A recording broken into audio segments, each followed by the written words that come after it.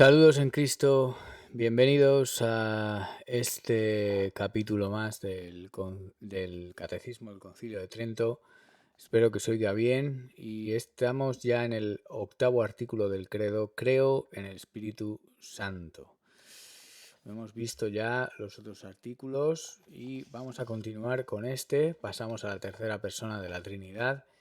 Dice así. Capítulo noveno del octavo artículo, creo en el Espíritu Santo. Cuanta sea la necesidad y fruto de la fe en el Espíritu Santo, hasta aquí se han explicado los misterios concernientes a la primera y segunda persona de la Santísima Trinidad, en cuanto lo requiere nuestro asunto. Ahora debemos exponer lo que en el símbolo se nos enseña acerca de la tercera persona, esto es, el Espíritu Santo, en cuya declaración pondrán los pastores todo cuidado y diligencia, porque no menos debe ser saber el cristiano esta parte o pensar menos rectamente de ella que de los demás artículos ya explicados. Y esta fue la causa por la que el apóstol no permitió que ignorasen,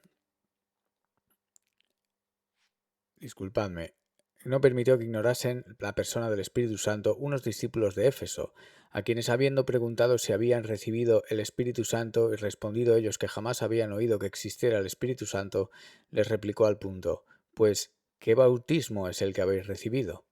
En las cuales palabras dio a conocer que la noticia particular de este artículo es muy necesaria a los fieles, de la cual consiguen el fruto especial de que cuando piensan con atención que todo cuanto tienen es don y beneficio del Espíritu Santo, comienzan a pensar más modesta y humildemente de sí mismos y a poner toda su esperanza en la ayuda de Dios, lo cual debe servir al cristiano de primer escalón para llegar a la suma sabiduría y felicidad. También al Padre y al Hijo conviene la palabra del Espíritu Santo.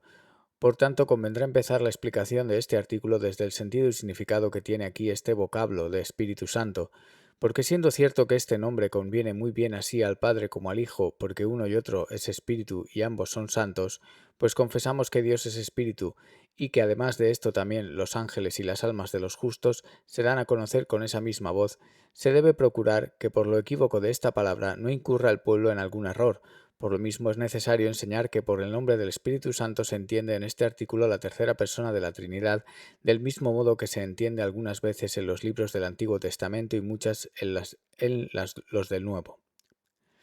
Pues David ruega: y no apartes de mí, Espíritu Santo, y en el libro de la sabiduría leemos: ¿quién alcanzará tu sentir si tú mismo no dieres sabiduría e enviares tu Espíritu Santo desde las alturas?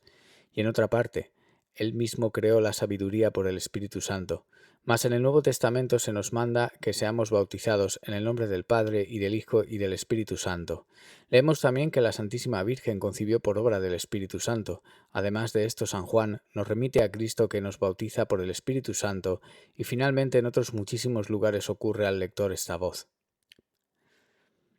¿Por qué la tercera persona no tiene nombre propio, como las dos primeras? Ni debe alguno maravillarse de que no se haya atribuido nombre propio a la tercera persona, así como a la primera y segunda, porque la segunda tiene su nombre y se llama Hijo, por cuanto su eterno nacimiento del Padre se llama propiamente propio generación, como se ha explicado en los artículos anteriores, y por este nombre de generación con que se declara su nacimiento, a la persona que dimana llamamos Hijo, y Padre a aquella de quien dimana. Mas como la producción de la tercera persona no tiene nombre alguno propio, sino se llama expiración o procesión, por esto la persona producida carece también de nombre propio. Y el motivo de carecer esta dimanación de nombre propio es porque nosotros necesariamente hemos de tomar de las criaturas los nombres que atribuimos a Dios, y como en éstas no conocemos otro modo de comunicar la naturaleza y el ser sino por vía de generación, de ahí resulta que no podemos explicar con propio vocablo el modo con que Dios se comunica todo en fuerza del amor, y esta es la causa por que la tercera persona fue llamada con el nombre común de Espíritu Santo, el cual en tanto entendemos que le conviene con toda propiedad en cuanto nos infunde la vida espiritual, y sin el aliento de este divino Espíritu nada podemos hacer digno de la vida eterna.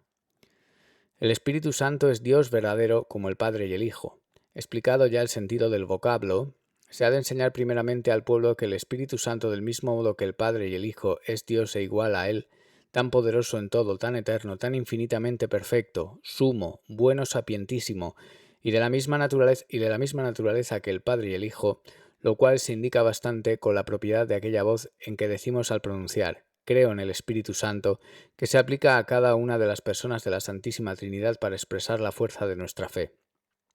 Claramente confirman también esto los testimonios de las Santas Escrituras, porque habiendo dicho San Pedro en los Hechos de los Apóstoles: Ananías, ¿por qué te dejas caer en la tentación de Satanás para mentir al Espíritu Santo? Luego añadió: No has mentido a los hombres, sino a Dios, donde al mismo, a quien primero había llamado Espíritu Santo, luego lo llama Dios. También el apóstol, escribiendo a los de Corinto, expone que es Espíritu Santo aquel a quien primero nombra por Dios. A quien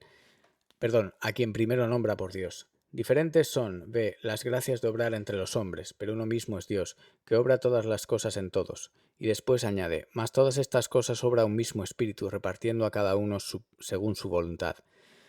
Asimismo, en los hechos apostólicos, lo que las profecías atribuyen a un solo Dios, él apropia al Espíritu Santo. Porque Isaías había dicho de este modo: oí la voz del Señor que decía: ¿a quién enviaréis? Y me dijo: ve y di a ese pueblo. Ciega el corazón de este pueblo,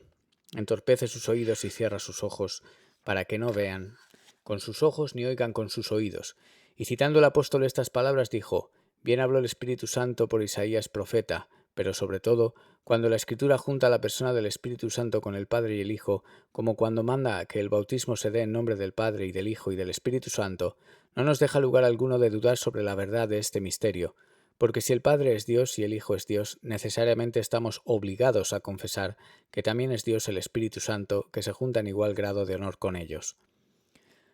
A esto se añade que quien recibe el bautismo en nombre de cualquier criatura no puede conseguir de él fruto alguno. Por ventura dijo el apóstol a los de Corinto: ¿habéis sido bautizados en el nombre de Pablo? Dándoles a entender que esto nada les hubiera aprovechado para alcanzar la salvación. Siendo pues cierto que todos somos bautizados en nombre del Espíritu Santo, es necesario confesar que Él es Dios. Este mismo orden de las tres personas con que confirma la divinidad del Espíritu Santo ocurre también así en la primera carta de San Juan, que dice: tres son las que dan testimonio en el cielo, el Padre, el Verbo y el Espíritu Santo, y estos tres son una misma cosa. Como también en aquel ilustre elogio de la Santísima Trinidad con que se terminan las divinas alabanzas y salmos: gloria al Padre y al Hijo y al Espíritu Santo. Y finalmente, lo que hace muchísimo para confirmación de esta verdad, las Santas Escrituras aseguran que confieren al Espíritu Santo todas aquellas cosas que creemos ser propias de Dios, y así le apropian el honor de los tiempos, como cuando dice el apóstol: ¿no sabéis que vuestros miembros son templo del Espíritu Santo? También le atribuyen el santificar y dar vida, escudriñar los secretos de Dios, hablar por los profetas y estar en todas partes, las cuales cosas son propias de solo Dios. Que el Espíritu Santo es tercera persona distinta de las dos primeras y quien da vida a las almas. Además de esto, se ha de explicar cuidadosamente a los fieles que el Espíritu Santo de tal suerte es Dios que al mismo tiempo es necesario confesar que es en la naturaleza divina tercera persona, distinta del Padre y del Hijo y producida por la voluntad. Porque omitiendo los demás testimonios de las Escrituras, la forma misma del bautismo que nuestro Salvador enseñó manifiesta clarísimamente que el Espíritu Santo es tercera persona, que subsiste por sí misma en la divina naturaleza y es distinta de las otras. Lo mismo declaran también las palabras del apóstol cuando dice: la gracia de nuestro Señor Jesucristo y la caridad de Dios y la comunicación del Espíritu Santo sea con todos vosotros. Amén. Pero sé que mucho más claramente descubre esta verdad son las palabras que en el primer concilio de Constantinopla añadieron los padres a este artículo, a fin de convencer a la impiedad de Macedonio, diciendo así: y en el Espíritu Santo, Señor y vivificador, el cual procede del Padre y del Hijo, y es adorado y glorificado juntamente con el Padre y el Hijo, quien habló por los profetas. Cuando confiesan, pues, aquí los padres que el Espíritu Santo es Señor, declaran lo mucho que sobrepuja a los ángeles, no obstante que Dios hizo también ellos espíritus muy nobles,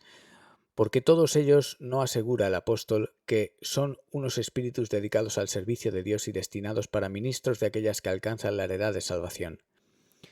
Se llaman vivificador porque más vi el alma unida a Dios que el cuerpo junto con el alma, y siendo el Espíritu Santo a quien las Santas Escrituras atribuyen esta unión del alma con Dios, es manifiesto que con toda propiedad se llama vivificador. Se prueba que el Espíritu Santo procede del Padre y del Hijo como de un principio. En orden a las palabras que siguen: el cual procede del Padre y del Hijo, se ha de enseñar a los fieles que el Espíritu Santo procede desde la eternidad del Padre y del Hijo como de un principio, porque esto es lo que nos propone para creer la regla de la Iglesia, de que no es lícito al cristiano desviarse un punto y lo que también confirma la autoridad de las divinas escrituras y concilios. Porque Cristo Señor, hablando del Espíritu Santo, dijo: Él me glorificará porque recibirá de lo mío. Esto mismo se colige también porque en las Escrituras santas se llama al Espíritu Santo ya Espíritu de Cristo, ya Espíritu del Padre, algunas veces enviado por el Padre y otras por el Hijo, con lo cual manifiestamente se declaran que procede igualmente del Padre y del Hijo. El que no tiene el Espíritu de Cristo, dice San Pablo, este no es suyo. También le llama al Espíritu de Cristo cuando dice a los de Galacia: envió Dios a vuestros corazones el Espíritu de su Hijo que clama: Padre, Padre. Mas en San Mateo se llama Espíritu del Padre. No sois vosotros los que habláis, sino el Espíritu de vuestro Padre. Y el Señor dijo en la cena: el Espíritu que yo os enviaré, Espíritu de verdad que procede del Padre, aquel es el que dará testimonio de mí. Asimismo, en otra parte aseguró que el Padre enviará al Espíritu Santo con estas palabras: a quien el Padre enviará en mi nombre. Y como con estos testimonios se nos da a entender la procesión del Espíritu Santo, es claro que él procede del Padre y del Hijo. Estas son las cosas que se habrán de enseñar acerca de la persona del Espíritu Santo. ¿Por qué ciertas obras maravillosas, aunque comunes a las tres personas, se atribuyen al Espíritu Santo?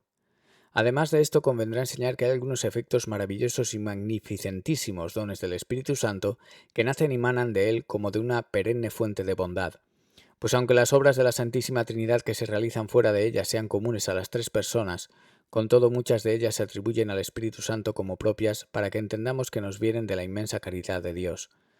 Porque como el Espíritu Santo procede de la divina voluntad inflamada de amor, bien se deja comprender que los efectos atribuidos al Espíritu Santo nacen del sumo amor de Dios para con nosotros, y de aquí proviene llamarse don del Espíritu Santo, porque el vocablo de don significa aquello que benigna y graciosamente se da sin esperanza alguna de recompensa.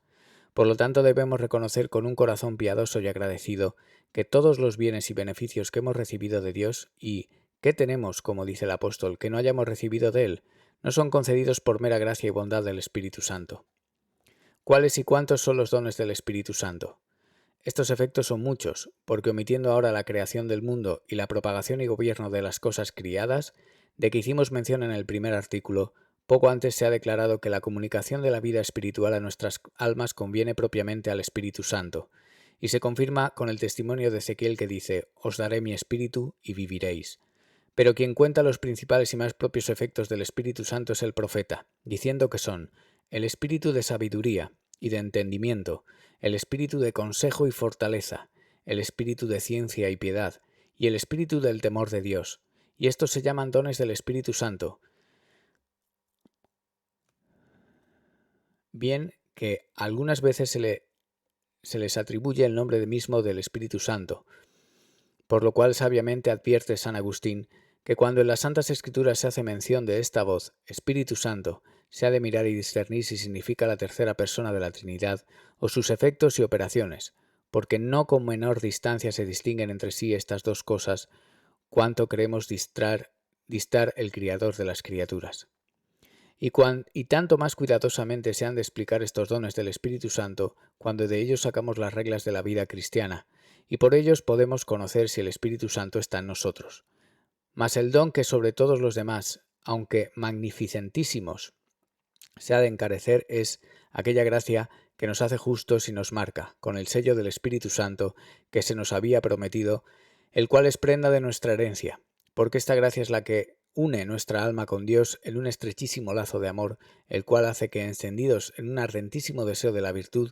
comencemos nueva vida y que, hechos participantes de la naturaleza divina, nos llamemos y verdaderamente seamos hijos de Dios.